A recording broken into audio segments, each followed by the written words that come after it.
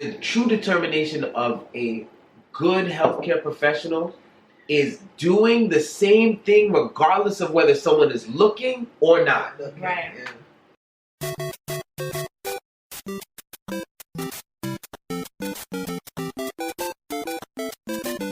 Alright.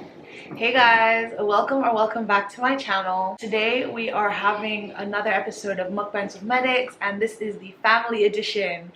And in honor of mom always telling me that you don't need to get McDonald's, there's rice at home, we are eating rice and stew.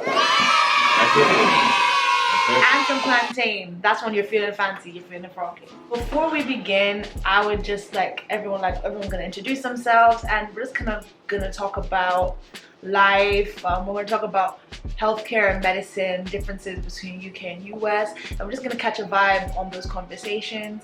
If you have any questions for anybody in this video, I guess you can always leave them down below. And without further ado, who wants to get us started? Because me, I'm hungry, I want to eat. Hey guys, my name is Maria.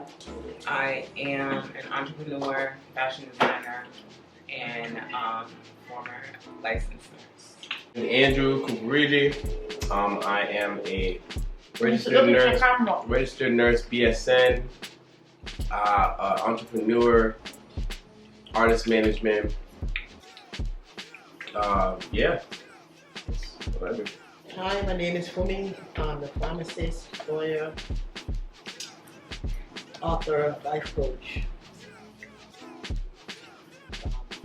a few more other hats, including being a mother of four. Yeah. Gotta include that. And I'm a father of 4. And I'm mother of 4 as well. So guys, basically we're just gonna talk. I'm gonna ask you all each a question, and I'm gonna ask you, what does your title in healthcare, what does it mean to you? What does it mean for you guys to be a nurse, and what did it mean for you guys to be a pharmacist? For me, I was a licensed nurse, so I would work under RNs, but majority of my work was pretty much private duty nursing that I did. To gain some experience, I was primarily focused in the pediatrics department, so I did some time doing private duty nursing. Then I went into working at a clinic directly under a doctor, and then I went back into private duty nursing. So, I did that for about 5 years until I decided to, I didn't really decide. Life came and COVID came, and things kind of shifted from there. So yeah. You won't go. I'm a registered nurse I was a registered nurse for about 6-7 years. I had reached a great position as a nurse at that time, and I decided to leave the field to become an entrepreneur. Yeah. Okay. You didn't answer the question. What was the question? The question was, what did being a nurse mean to you? Well, did I answer the question? It's however you interpret the question. That's a good question. Originally, what being a nurse meant to me was having an opportunity to get closer to the profession that I wanted to, my ultimate profession, which was being a doctor. I thought it was a good stepping ladder, a good opportunity for me to start learning about the medical field early, and at that time it meant everything, because that was the direction that I was heading, the medical field.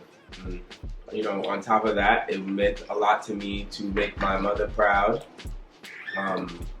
by getting my bachelor's or being in the medical field, and that helped as well. Pharmacy meant to me, it meant feeding my family. Somebody gotta eat. Yep. That's what it meant to me. I worked for over 20 years in pharmacy, and also helping people. So just kind of touching on what you kind of were saying about wanting to be a doctor and thinking that nursing was a good stepping stone. Can you kind of like tell us more about what you think that, I guess, the difference between them are, and also kind of what overlaps there are for people that like are considering a career in healthcare? Because I feel like a lot of times at like your medical interview, they'll ask you, you say, oh, why do you want to be a doctor? Because I want to help people and I like science. Right. There's plenty of careers that do that. So why medicine? Right. Why being a doctor? And then same thing, why being a nurse or why being a midwife? So kind of do you want to touch about differences and all that kind of stuff?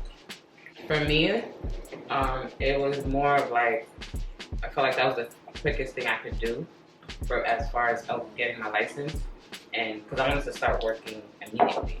You know, like I didn't want to have to drag it out, do like 4-6 years of school before I could support myself. Like I needed to support myself right away. So I felt like getting my nursing license, that was the quickest thing for me to do at the time. And then I knew I was guaranteed to get something like as soon as I didn't really, going into college, I didn't really know what I wanted to do. I just knew I needed to make money. And Gotta find a way to get this money by tomorrow. yeah, my mom was a CNA, so she kind of steered me into that, field. So, yeah. For me, I feel like the differences in nursing, like, so you have your CNAs, your LPNs, your RNs, your PAs, the licensed nurse practitioner. I'm sorry, not that. The NP, which is a nurse practitioner, which is just like a PA. It's like right around the same. Like when you get to nurse practitioner, PA, and doctor, that's when you start seeing a blurry line, right? Because those three healthcare representatives can all write prescriptions. Mm-hmm. When they ask, why do you want to be a doctor instead of a PA or a nurse practitioner, right? The difference is schooling, honestly. And with a nurse practitioner, it's about the same amount as a PA. Because you're going to have to get your bachelor's and then you're going to have to go through a master's program to get your nurse practitioner, right? But the titles at the end of the name are a difference in how, I guess, people look at you in the healthcare field as well. So as a nurse practitioner, though you have prescribing power, you still don't have as much, I guess they'll look at you not as well-versed as a PA or a doctor. However, that is quite the contrary. Or the truth. But I feel like the clinic I worked in, it wasn't like that. What was it like? Because the nurse practitioner that was there, she was looked at as a doctor. Yeah. And the PAs, I feel like the PAs were under her in a sense. I think because a lot of times the PAs, they go straight into the field. Nurse practitioners, most likely, most of the time, have done at least nursing, the first nursing part, and then they did some work in the field, so they have a lot more extensive knowledge when it comes to like medicine and dealing with patients. So PAs, yeah, though they went through the schooling and they did some clinical work as well, I guess it's not viewed as highly, I guess. I don't know. Would you be able to, when you say PA, you mean physician's assistant? Physician's assistant, yeah. Because like in the UK, we have physician's assistants, I believe. Yes. And do you guys have that as well? And would you kind of like tell us the difference? Because I found it really interesting when you guys were saying how the lines get blurry once you can prescribe. Yeah. I find that often what your case was, where everyone's kind of the same and kind of more well versed, is more of an exception rather than rule. And you do have these hierarchies that get established in hospitals of nurses and doctors. But when you think about patient care itself, that's usually nursing. Yeah. Like they're the ones that are caring, really caring. On the ground, they're the soldiers on the ground. Vital signs, patient care in the way of physical care, changing them from bed to bed, bedpans, blood, shots, and it all medication. This type of facility too. Right. Yeah. So if you're working we're talking about a hospital, you're gonna see a lot of nurses. We're talking about a clinic, you're not gonna see probably any nurses. You probably see just PAs, medical assistants, Right. Licensed practical nurses. So it all depends on the type of The facility. type of nurses you will see is the CNA. Or CNAs you see mostly in hospitals. They're left to pretty much the worst job. part of the job, Job. which is cleaning. Food, vital Food, signs, dealing with de-escalation if you're in psych, or even if you're not in psych, just de-escalating in general. Changing the beds, they're the ones that make the beds. Yeah. Preparing for the next patient in the room. Food. Ensuring that the patient has pretty much everything that they need and they're comfortable. Oftentimes that's delegated responsibility. It is still, at the end of the day, the responsibility of the actual nurse that all of those things are actually accomplished. So if that CNA isn't doing those things, it still falls on the nurse themselves. So I feel like with going back to the question that you were asking about with the NPs, PAs, and doctors, all that comes down to liability. Just like if you have a anesthesiologist and you have a nurse anesthetist, what comes down to it is they can both do the anesthesia, they can both put you under, but one has a higher liability than the other one. So you'll have schooling too. And the schooling as well. Obviously the schooling, the more schooling, the more liability. Right? Because you should know better. Exactly. Because I feel like that's one of the drawbacks when you talk to people about medical school. You talk to them and you're like, yeah, I'm going to be in school for like 5, 6, 7 years. And they're just like, why would you want to do that? And I mean, it kind of shields you from reality. Because like for me, a lot of my friends have graduated now. Or either graduating this year or graduated now. And I'm still like another degree and a master's away from graduating. Like I'm literally doing double the time in school as them. And that's just so that I guess I have the knowledge and the skills in terms of like salary, because I feel like that's a big thing for people. Yeah. In the UK, salary for healthcare, any healthcare workers arguably isn't really what it's supposed to be. But here, a nurse may earn what a doctor earns there. So kind of do you want to like, I don't want to get into your pockets or whatever, but do you want to kind of speak about that salary and like what you've heard about from doctors and stuff like that, and also from pharmacists as well? So like what those salaries are in comparison. I think it all depends on where you work. Like you went back to working in a hospital, an outpatient facility. Then you have doctors who have their own private practice. That's obviously another bag that you're getting. As far as nursing, I don't know if it's changed, but I know they were starting nurses at like $85K a year, and then it goes up obviously depending on your certifications and what type of nurse you are. When I worked at the clinic, I worked under the top doctor that was in charge, that was the head of pediatrics, and he used to see 200 patients a day, and he's getting paid per patient. Oh. So just imagine how much money he was making. Yeah, plus his regular salary, because these patients, and these are all, like I said, I used to work in the Jewish clinic, so they're getting paid through med, so he's getting insurance per patient. Right. So he was making a lot of money, like at least $300,000. At least $300,000 a year. So would you consider that person being what we call like a consultant? No. What do you mean consultant?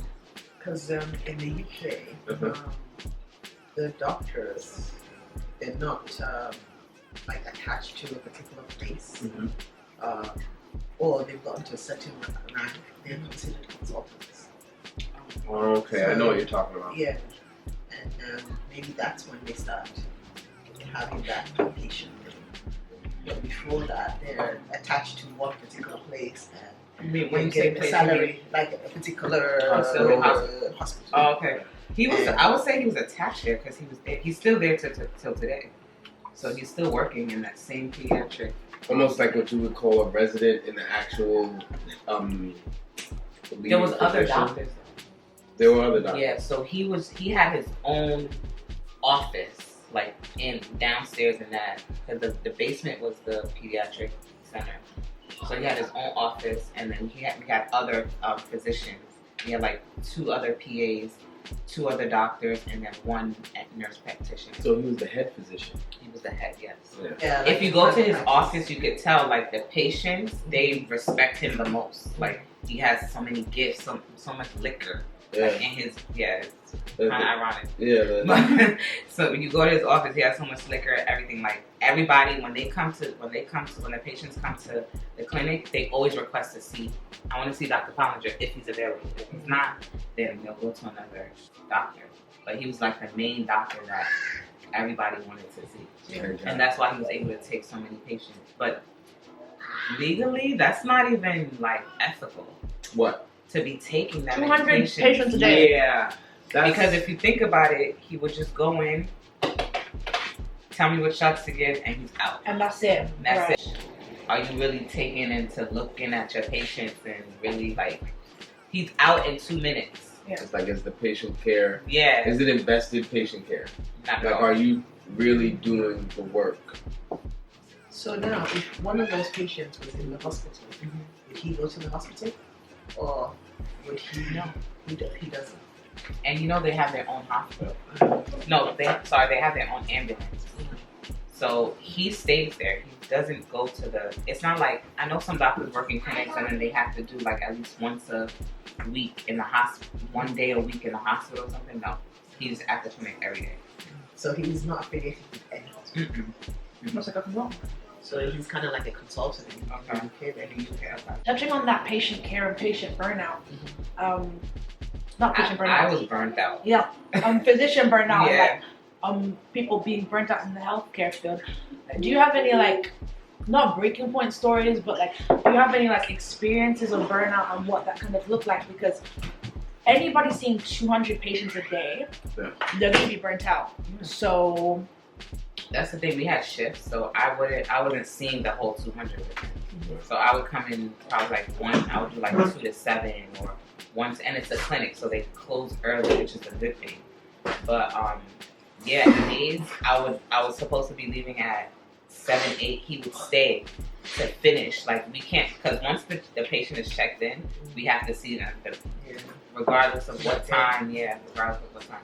So that used to be the disadvantage of that. But I mean, I learned a lot with him because he was just open to let me do, like, just work, just go in and work. Like, it was never, watching over my back or, it was like full on trust. Like, I witnessed some burnout, and I felt like I was starting to develop some myself, even though I was young and it didn't seem like this was the time for you to burn out. But the people who I were dealing with, when they're burning out, they tend to put a burden on you that can lead you to burning out. Cascade of Burnt-outed-ness. That's right. Right. That's right. Makes sense. So what I was dealing with was older nurses, in which I think we talked about this before, but older nurses looking at me as a young, vibrant, full of life. They want to drain that life out of you by force. Male who was actually, I had my bachelor's, and most of the nurses that were on the floor actually did not have their bachelor's. So the difference with that is most nurses are supposed to have, most nurses are not necessarily supposed to have, but they're only really taking nurses right now that have their bachelor's in science of nursing, so they're RN, if you will. And so most of these nurses have been nurses for 50, 50 years, 30 years, Yeah. right? And they had their LPN, Yeah. licensed practitioner nurse. So because I came in young and they had quickly put me in a position that was, kind of higher than what was theirs, due to my work ethic and the like, they didn't like that. Of course not. Why would They they? didn't like that. They felt that they had the tenure. They felt that they had the, and which rightfully so. They probably did have the knowledge and the tenure. A lot of the nurses felt that they were too good to do certain things. Like instead of asking the nurse, the nurse will say, "Go and ask the other CNA," right, to go and help you with that, because that's a delegated responsibility. It's easy as a nurse to delegate certain responsibilities when you're trying to avoid doing any work. Right. So and it's all about avoiding doing work for a lot of people. Like, I'm just gonna, because with that seniority that I guess suppose you get, it means actually that you almost are doing less. But apparently you're doing more, Right. but really you're doing Much less. So I find that interesting. And it's not even necessarily that they're doing the less, because they'll have to do what you are doing. Yeah. However, it's the way they go about it that creates the stress. Yeah. Right?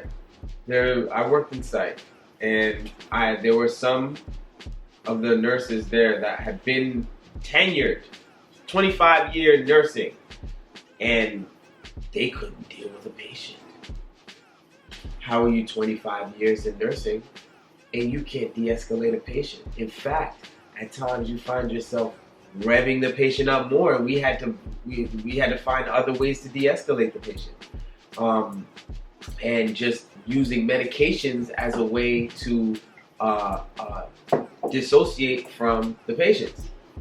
All right, come get your meds. When they get their meds, they make sure to overload them with either PRNs or something that will make them doze off, or not in a situation where they don't have to deal with the patient. And this is in like the psych This wards, is in the right? psych setting, yeah. And instead of looking for de-escalation techniques and going from the least restrictive measures to the most restrictive measures, they would find themselves like, you know what, I've seen this before already, right? I'm not going to try and And I de-escalate. think another reason too why that happens is because the nurses themselves are overloaded with work. So Absolutely. it's like, I need to get all my work done. Yep. I can't deal with one person for 3 hours. Yep. Right. Yep. So I feel like that not really considering a patient on a case-to-case basis as a person, because ultimately we're not just seeing cases and bam, this is the formula, I've seen this before, right, we're gonna do this, that. It's a person. Right. And if you lose sight of the fact that you're dealing with a person, then it's almost like, okay, why am I even doing this right at this point? Like, why am I actually doing it? And it kind of like ties into that burnt out aspect, because you're doing something for 20 years. You're going to be a bit burnt out. You're going to be like, oh, I've seen this kind of patient before. Let me just not look at those particular. It's a lot of paying attention to detail. Don't forget. I'm sorry. Don't forget this part, because yeah, you said 20 years, it might be burnt out, but imagine doing 20 years, dealing with all this stuff over that time frame, and then a new person coming in, right, with a higher qualification than you, but less tenure, and going straight to a position over you. That is going to be even more frustrating for you, because it's like, really grinds my gears. yeah, it's got to be frustrating, because Very frustrating. you think you work so hard to get to a certain position, and they're not giving it to you due to one a rule or a regulation that was created during the time frame that you were already creating your tenure. sometimes it's not even the fault of the nurse themselves. I think it's just the system, the way the system works. Yeah. Because there's a shortage, one, in nursing. Not a lot of people want to do it. Mm-hmm. So that's why you have probably 3 patients on a floor with 3 nurses on the floor with 30, 40 patients. Yeah. Like, I had a situation where I did this agency work. When I first started, I was looking for an agency at the time, and this was the first one. I think the first or the second one I did. And I came in, mind you, they thought I had the experience, but I didn't really have the experience. Mm-hmm. So once I got in, they gave me 25 patients. Mm. I got to work at, I think 10. I think my shift was like from 7 to 3. I didn't leave till like 7. Whoa. Like I got home and I cried because I was like, what was that? Like, and I never went back. I never went back. I was like, there's no way I'm doing that. Like 2 nurses on a whole unit, and you just split up the patients between 2 nurses. Yeah, that was a lot. So and you still have to do the documentation. Yeah, you still so gotta like, do the and it was I had no experience, so I didn't have a system to make things easier and faster. So I'm just doing what I can and going by what I learned in school, pretty much. Right. I feel like that's like the issue. Like they're not really making it collaborative. They're just delegating, saying, yeah, you should know how to do this, because they should not be allowed to do that. And that's what I was kind of like asking you before, Mama. I was asking you, so what would you say your relationship with working with doctors in a hospital kind of was as a pharmacist? Because we're trying to like touch on the different members of the multidisciplinary team and delegation. So I want to elaborate on that. Well, when it comes to most of the time when I was in the hospital, I worked overnight. So that means we're working with a skeleton crew, kind of. Skeleton crew. Yeah. So you could be there, and there could be 3 or 4 pharmacists in a hospital that has 600 patients. Jeez. What? What? And then you're pretty much there. Most of the check-in and the admitting of the patients happens later on at night. Because initially there will be an observation, and they'll finally decide to admit them at 8, 9 o'clock at night. Of course. Okay. The best time for them when they're out the door. Yes. Right. So when now the night crew is now bombarded with patients who have 20, 30 medications that you have to go over and check and see whether the medications are right for them and what's going on with them, and it's brutal. And the patients want to go to bed. They've been there for a while, and the nurses want to give them some medication, and they can't touch them any medication until the pharmacist approves it. Yeah, that's right. So just imagine how crazy it is at night. Definitely. The phone is off the hook. I work nights. Did you work with did your hospital work with pharmaceuticals, and as far as like conducting research? Because when I was in the research, I used to work with pharmacists when I would go to the hospital. Oh yeah, they would do that, but all of that would happen during the day.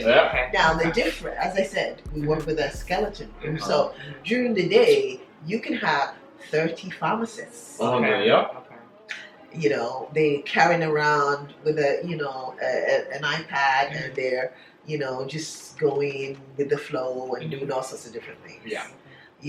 The research aspect is there, the clinical aspect is there. Everybody's doing different things.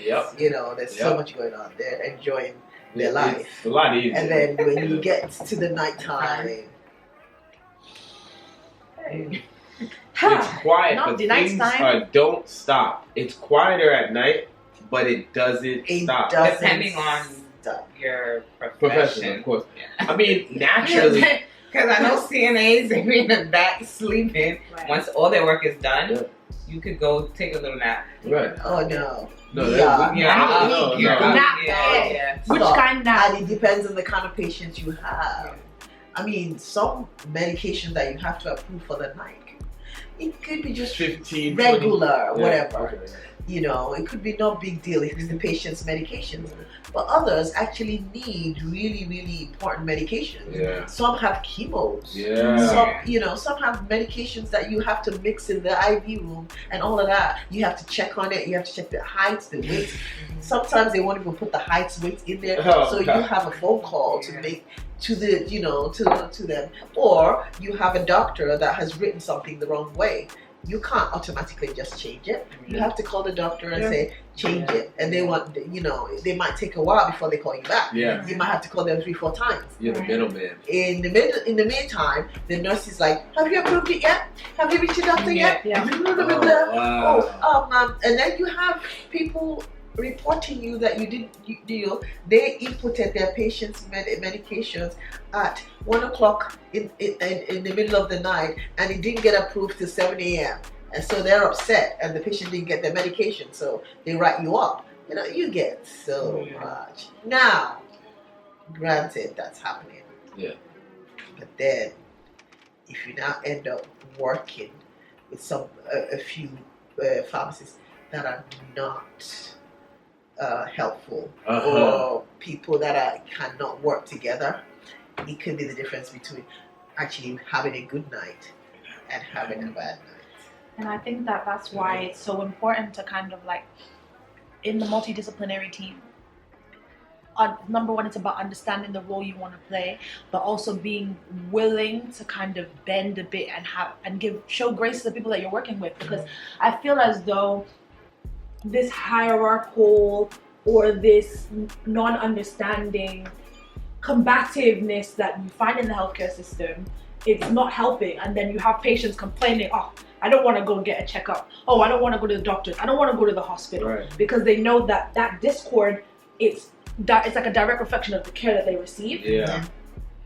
So I just feel like that's something that people really need to understand, and they need to understand that there is so much value in each and every person's job. Like there's a reason why it's not just, oh yeah, doctors do everything, oh nurses do everything, oh pharmacists do everything. Because arguably, if they all know roughly around the same, like they're working with the same similar type of things, you will need to know what medications are good or bad. You need to know how to examine patients. You need to know what's good and bad. Right. So if we all know the same stuff, then why do we need all of us? Because we need to work together to do what we need to do. You know what I mean? Oh, the togetherness is a big issue. When I work 7 on, I used to work 7 on and 7 off. And then my 7 on cut across 2 other sets of pharmacists. So they work together for 7 days, and then another 7 days come.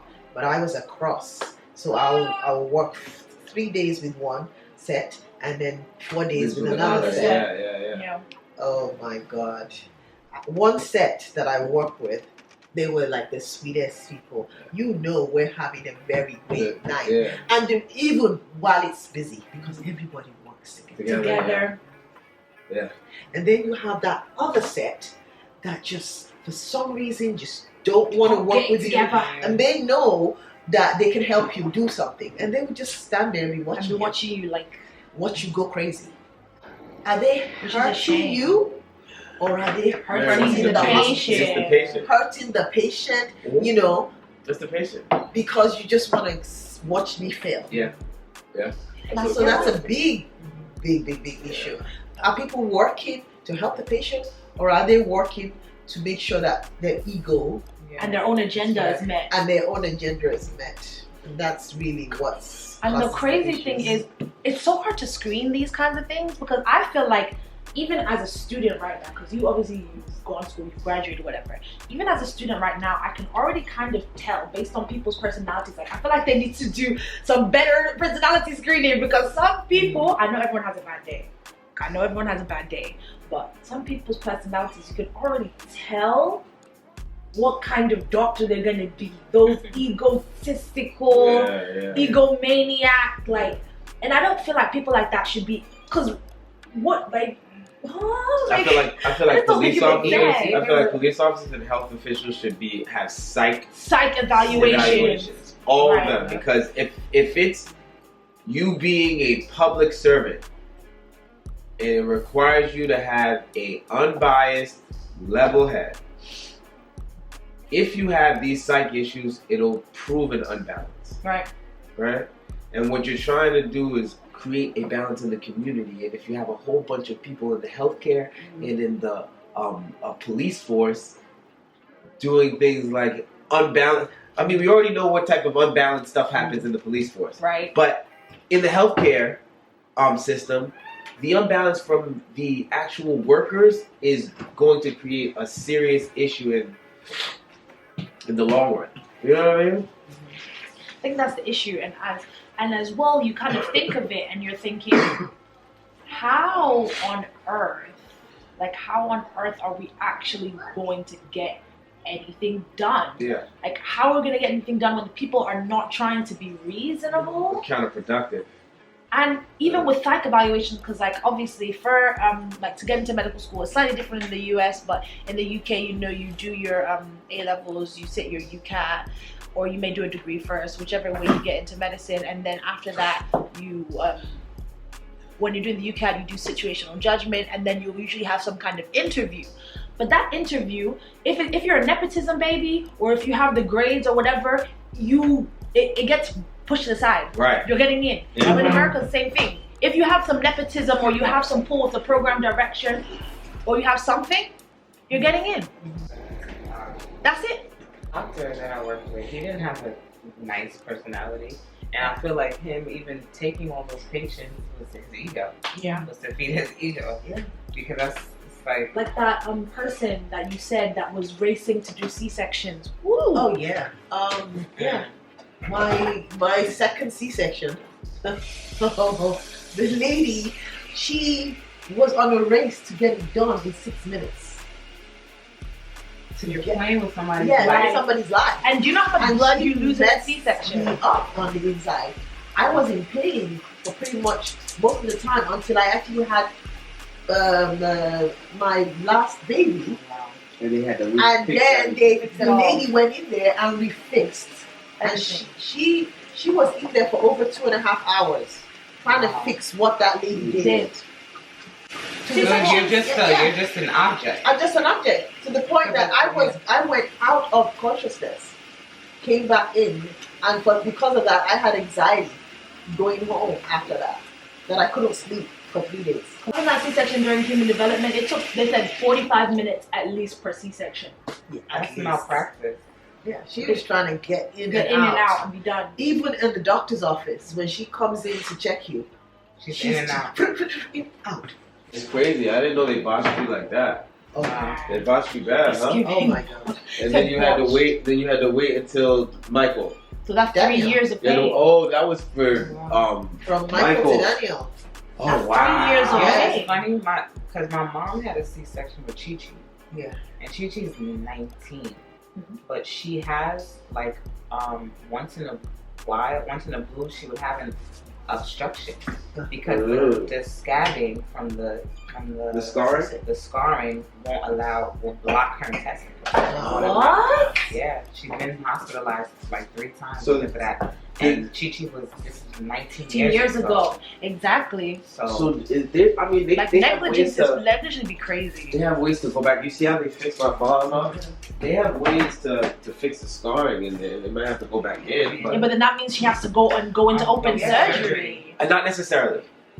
Depending on where. Yeah, there's 1 laparoscopic, 2 there's either endoscopy or through the back. Oh yeah, because they can do the endoscope. Exactly. Yeah. So it doesn't necessarily have to be an invasive procedure. No.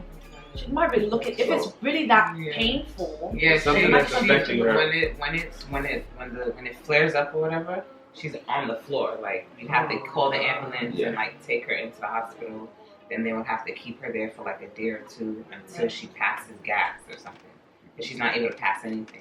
Everything that's pain. Yeah. It's just obstruction. Does it come up this way or? It will come up. Yeah, everything will come up. Nothing will go down. And it's from that scarring from the C-section. You could have inscribed her initials on. She probably would have.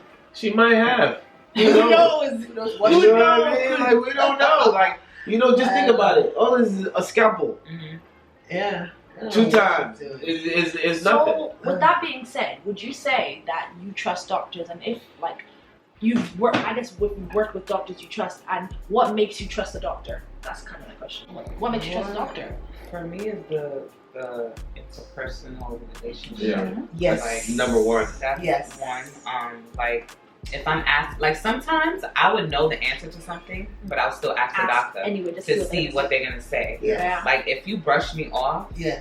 I don't like that. I don't want you. I don't want Don't you rush exactly. me. And I'm then trying to I learn like to from see, you. and like, then I like to see different. Like for when I was pregnant with my second time, I wanted to see all the doctors in the practice. Yeah. To get a feel of how Who you like who you best. wanted. I didn't really like any of them, so I went to another location, and then I found one. And the only reason why I even liked him was because I asked him one question, which I knew the answer to, and he gave me recommendations. Yeah. He pretty much told me what I already knew. But it's like the fact that he took the time to explain to me, to educate me at the same time. That's what I like about it. And it's important too. I feel like as a healthcare professional, that when you deal with other healthcare professionals, but not as a healthcare professional, you're going in as a civilian, right? As a patient. As a patient. When you go in as a patient and they don't know your profession, that's the best time to figure out what type of doctor they are. Right. Because they start acting like they're supposed to act when they know that you know how they're supposed to be acting. Yeah. Even down to when I go to the GP, if I don't tell them I'm a medical student, they don't take me seriously. They don't. And I'm a medical student. I don't even know anything. Yeah. I know nothing. Yeah. Or like in placement, and that you meet consultants, you meet. Why am I going to placement and getting patronized when I came there to learn? Yeah. If 2 + 2 is 4, and 5 + 5, it doesn't make sense. Yeah. It doesn't make sense. I mean, I know this because, I don't look, what does a nurse look like? But it's a female-dominated industry, and at the end of the day, black male is not, you think prevalent when you in nurse, right? And so a lot of times when I'm dealing with these healthcare professionals, they think they can just say whatever they want. Right, and I won't know what you're talking about. And I don't, but as soon as you, but wait, aren't you? They start changing a little bit. Now I've noticed that in a lot of them, they always ask profession. Yeah. They put it in there somewhere so that as soon as the person comes in to see you, they want to see that first. Yeah. Right. So that they can have an idea of how to approach. Yeah. Which in itself is problematic because that's not what you went there for. Right. You went. What is this? You take an oath now, isn't it? Hippocratic oath or whatever you take to care equally.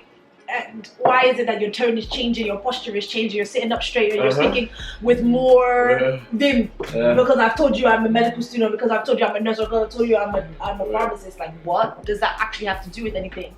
I just can't. I'm stomach ache. You Tell me what to do. have to understand that most people, it's not about what you do when people are looking. It's about what you do when people are not looking, right? And the true determination of a good healthcare professional is doing the same thing regardless of whether someone is looking or not. Right.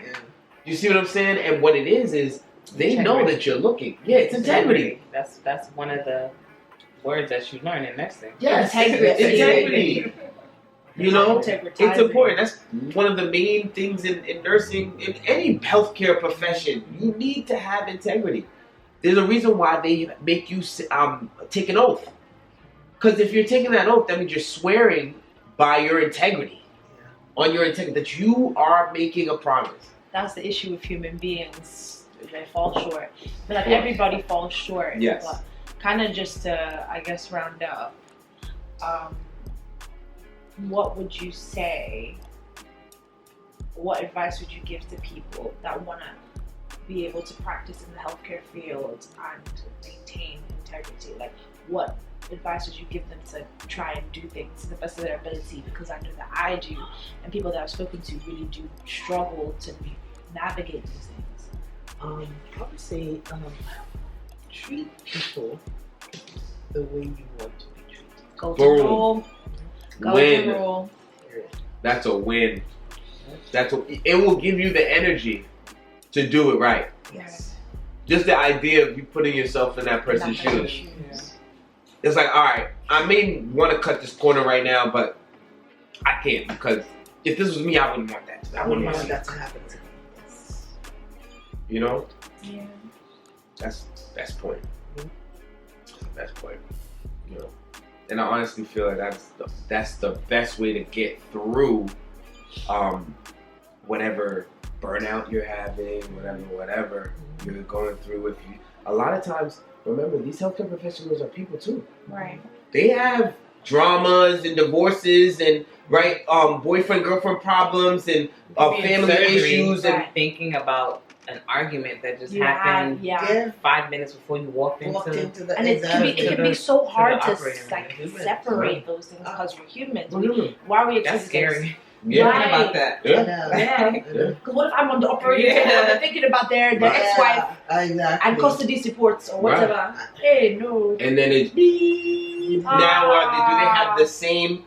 Do they have the same type of energy as they would before? Because there's people who can get revived, and the difference between their revival or not is the person resuscitating them. Yeah.